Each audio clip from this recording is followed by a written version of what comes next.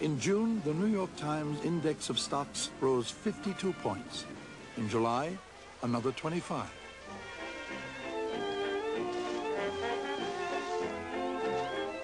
In the middle of the summer, the Graf Zeppelin was completing its first leisurely trip around the world. The Marx Brothers had finished shooting their film, The Coconuts. Commander Byrd was still at his base camp near the South Pole.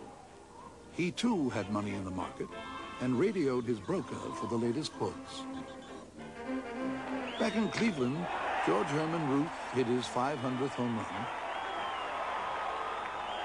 And on the radio, they were playing the latest hit tune, I'm in the Market for You.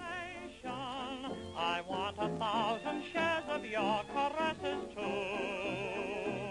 We'll count the hugs and kisses when dividends are due, 'cause I'm in the market for you. On August 17th, Michael Meehan's brokerage firm launched a new service. One of my grandfather's innovations was putting brokerage houses on the ocean liners. The first went on the Berengaria, and that allowed you during the, whatever it was, 6 or 7 day passage to Europe, if you were such a stock market addict that you couldn't stand the withdrawal for that period, you could walk into the office and place your order to buy or sell 100 shares of General Motors or General Electric or whatever, and they would radio that order back to New York. It was being very modern at the time. They were very wealthy people on the transatlantic liners, and it gave them something to do. At sea and on land, everyone seemed to be making money. It was a stampede of buying. And major speculators like John Jacob Raskob whipped up the frenzy. He told readers of the Ladies' Home Journal that now everyone could be rich. September 2nd, Labor Day.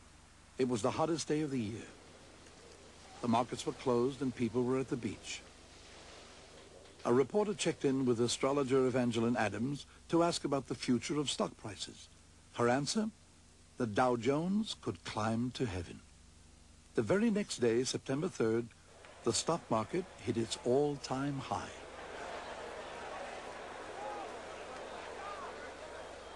My father and I had an ongoing discussion about the stock market. And I used to say, Pop, everybody's getting rich but you. You know, you work so hard and you're never going to make a nickel. All you do is you keep delivering these newspapers and that's about it. The guy who's shining shoes is in the stock market. The grocery clerk is in the stock market. The school teacher's in the stock market.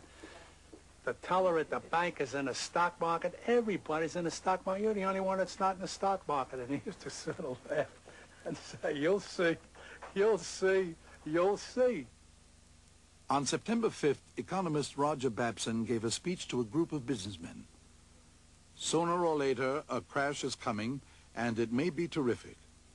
He'd been saying the same thing for 2 years. But now, for some reason, investors were listening. The market took a severe dip.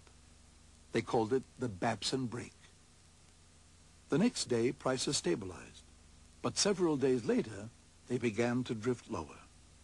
Though investors had no way of knowing it, the collapse had already begun.